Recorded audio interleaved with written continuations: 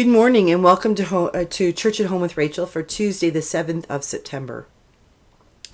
This morning, I feel like I just want to have a little bit of a rant about personal responsibility, about who we are as Canadians, who we are as Christians. What are we called to do? What are we not called to do? Last week, Premier Kenny, who is the Premier for Alberta, popped up out of wherever he was not around for us for 23 days or something like that. And he announced that he would be giving the incentive of a $100 gift card to those members of the Alberta population who had thus far refused or overlooked, forgot, didn't book their appointment to get a vaccination, a COVID-19 vaccination. I understand what he's trying to do. He's trying to motivate those people who, for whatever reasons, have chosen not to get a vaccination. You can't say you didn't know about it, folks, because we have been talking about vaccinations for months and months and months. I had to wait until the 1st of May to get my vaccination because of my age. So we've been getting vaccinations out since March? April? Everyone has been open to get a vaccination since June, and we have a very, very large segment of our population in Alberta who are choosing not to. Many of them are saying that it's against what they believe. They don't believe that the government has the right to tell them what they have to do. They don't have the right to force them to get vaccinated. So the science is bunk and all of these things. They're also angry about the idea of having a passport, a vaccination passport. I would like to tell people to pull their heads out of wherever they've stuck them, because this is just ridiculous. Whether you're Christian or not, as citizens of Canada, we do have the responsibility. We have rights. We have the right to vote if we're 18 years old. We have the right to an education. We have the right to have a place to live and clean air and clean water and all of those things. We have those rights. But we also, by definition of being a citizen, have responsibilities. We are responsible for taking care of the little plot of land upon which we live. We pay taxes if we own a house. If you don't pay taxes, the government has the right to do something about that. I don't imagine that every person who is an anti-vaxxer is a non-landholder. I imagine there's a few people out there who are saying you don't have the right to do this, who do indeed pay their taxes.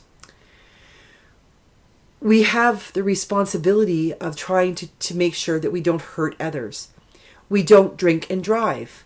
We wear our seatbelts and ensure that everyone in our car before we're driving has their seatbelt on. We do not do drugs and get behind the wheel of a car. We don't go into a bank and suggest to them in one way or another that they need to give us all the money, even if it's not ours. There are lots of things in our world as citizens that we have already had mandated. The government says, do this, or don't do this, that we live with all the time. It allows us things like our health care. Hopefully it will continue to allow our health care in Alberta. It allows us things of knowing that our roads will be fixed. Last week or 2 weeks ago, the town came through and repaved the road in front of our house, and now it's not full of potholes. Thank you to the government, the municipality, for doing that. I appreciate that. There are so many things that we just live our lives and we don't even think about that are mandated by the government. Like there's health things like the lights on top of a school bus. The arms that come down across railroad tracks. These are all things that came into being because somebody was trying to save someone else's life or make society better in some way. The vaccinations are the same thing. We have vaccinations for polio and smallpox, measles, rubella, all things that used to kill people or maim them for life that are no longer doing that or hadn't been, because vaccinations have proven to be helpful.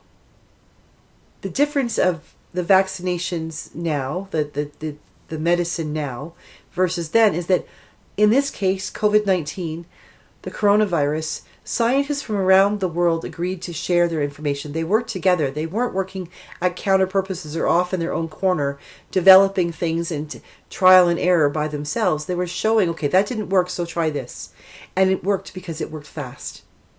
Is a vaccination foolproof? Absolutely not. Just because you are vaccinated, double vaccinated, and imagine even if you get the booster shot, you are not 100% not going to get the COVID-19. But it will probably hit you a lot less harder. It also doesn't stop you from passing it on to someone else. Hence, even though you're vaccinated, we wear a mask, we stay 6 feet apart, we wash our hands, we do all of those things. And yet, for all those millions of people across this country who have stepped up and done the right thing, the people in Alberta itself who have stepped up and done the right thing without question, as soon as they were allowed to, they booked their appointments, they got that shot in the arm, they went back and got the second one, they're wearing a mask, they're doing what they're called to do. And yet, there are all these people who are saying, you can't make me. Nye, nye, nye, nye, nye. Grow up. Because you are doing this, because people who are not vaccinated are ending up in hospitals, in the ICU, there are people who are not getting cancer treatments. There are people who, they don't have room for people who are having heart attacks or who need things to happen in the hospitals because they don't have room in the ICUs because they're filled with people who have COVID. Yes, people who have had the vaccinations can get COVID, but you know what? The bulk of them are not ending up in the ICU. And now our premier has stated, you know what, we're going to give an enticement to all those people who got a vaccination. We're going to give them who haven't gotten a vaccination. We're going to give them $100 for going in and getting their first or their second shot. We're going to give them a gift card. So we are rewarding bad behavior. I know I'm not a parent, but I'm pretty sure that would be covered in Parenting 101. Stupid idea.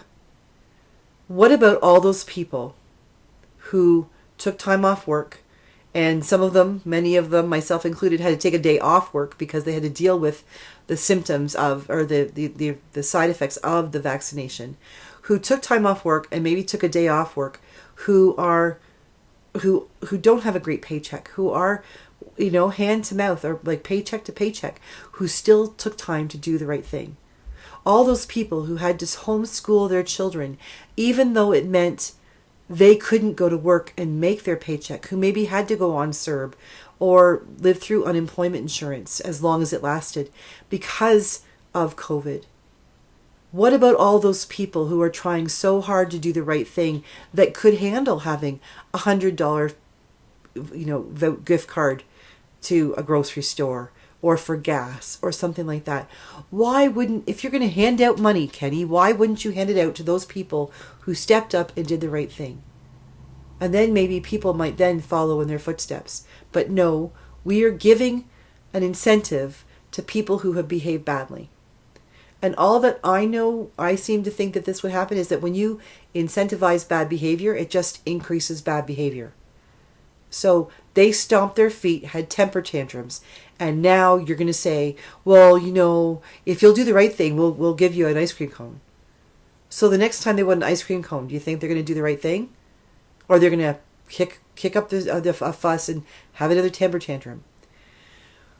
This is ridiculous. And many of them I know are Christians. And I might get a lot of backlash on that. And you know what? I'm okay with that.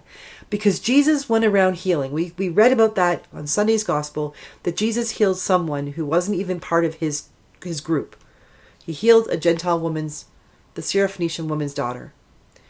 And he, in that Gospel, doesn't even think that he should be doing that. And yet he does.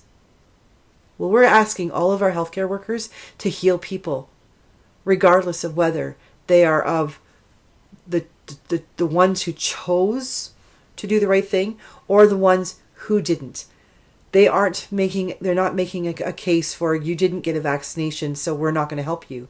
They are welcoming people in and doing their level best, working themselves to the bone to do the right thing regardless. What is wrong with our society that people are choosing to be jackasses? We need to do this. I know there are some who cannot have, for physical, like for health reasons, cannot have the vaccination, and I understand that. And I also pray that they are doing their best to stay safe and stay home and stay away from things. But it is not right that we give a gift to those who are misbehaving, and for those people who have done their best and are trying to stay safe and have had their vaccinations and playing by the rules, they're the ones who now say, I can't go out to a restaurant or to a movie theater or to mini golf with my kids or bowling with my friends in my league because I might still get sick because so many people are out there carrying this virus.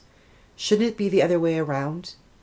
Those who have made the right decision have the right to go out in public and participate in life.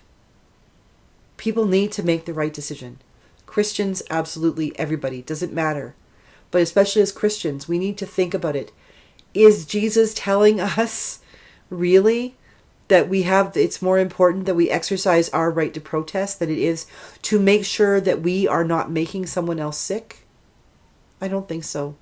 I think he would be saying to us, why wait until you need healing? Go ahead and do something that will keep you from getting sick and keep you from making others sick.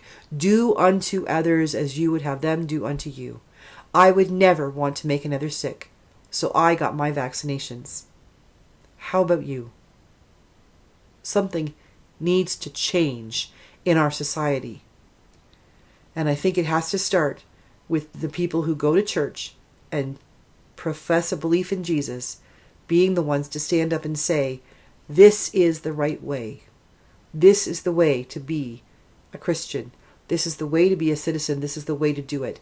And not pander to those who are so wrapped up in themselves that it's all about them. It's not all about them. It needs to be all about all of us.